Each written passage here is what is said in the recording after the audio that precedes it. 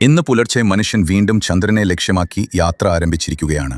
50 വർഷത്തെ ഇടവേളയ്ക്ക് ശേഷം നാസയുടെ ആർടെമിസ് 2 ദൗത്യത്തിലൂടെ 4 ബഹിരാകാശ സഞ്ചാരികൾ ചന്ദ്രനെ വലം വെക്കാൻ പോവുകയാണ്.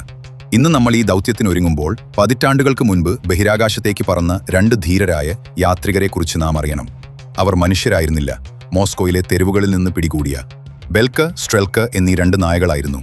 1957 ലൈക്ക് എന്ന നായ ബഹിരാകാശത്ത് വെച്ച് ദാരുണമായി മരണപ്പെട്ടത് എല്ലാവരെയും വേദനിപ്പിച്ചിരുന്നു.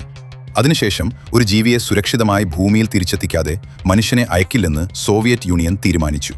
അങ്ങനെ 1960 ഓഗസ്റ്റ് 19-ന് സ്പുട്നിക് 5 എന്ന പേടകത്തിൽ ബെൽക്കയും സ്ട്രെൽക്കയും യാത്ര തിരിച്ചു. ഭൂമിയെ 17 തവണ അവർ വലം വെച്ചു. ഭാരമില്ലാത്ത അവസ്ഥയിൽ ആദ്യമൊക്കെ അവർ ഒന്ന് പതറിയെങ്കിലും വൈകാതെ അവർ ആ സാഹചര്യവുമായി പൊരുത്തപ്പെട്ടു. പേടകത്തിലെ ക്യാമറകൾ വഴി ശാസ്ത്രജ്ഞർ അവരെ സൂക്ഷ്മമായി നിരീക്ഷിച്ചുകൊണ്ടിരുന്നു. വിക്ഷേപണം കഴിഞ്ഞ് ഏകദേശം 24 മണിക്കൂർ പിന്നിട്ടപ്പോൾ അവർ മടക്കയാത്ര ആരംഭിച്ചു. പാരച്യൂട്ടുകളുടെ സഹായത്തോടെ പേടകം ഭൂമിയിൽ സുരക്ഷിതമായി ലാൻഡ് ചെയ്തു.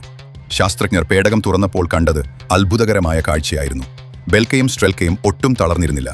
അവർ ആവേശത്തോടെ പേടകത്തിന് പുറത്തേക്ക് വരികയും ചുറ്റുമുള്ളവരെ നോക്കി കുരയ്ക്കുകയും കളിക്കുകയും ചെയ്തു. ബഹിരാകാശ യാത്രയ്ക്ക് ശേഷവും ജീവജാലങ്ങൾ സാധാരണ നിലയിലായിരിക്കുമെന്ന് ലോകത്തിന് മുന്നിൽ തെളിയിക്കപ്പെട്ട നിമിഷമായിരുന്നു അത്.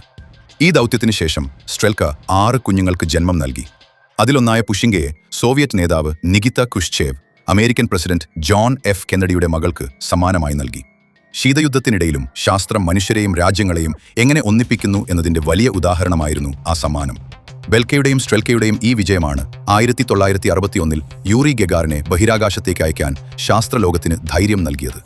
ഇന്ന് ആർടെമിസ് ദൗത്യത്തിലൂടെ നമ്മൾ ചന്ദ്രനിലേക്ക് പോകുമ്പോൾ ആ വിജയത്തിന് അടിത്തറയിട്ടത് ഈ 2 കുഞ്ഞു ജീവനുകളാണെന്ന കാര്യം നാം മറക്കരുത്.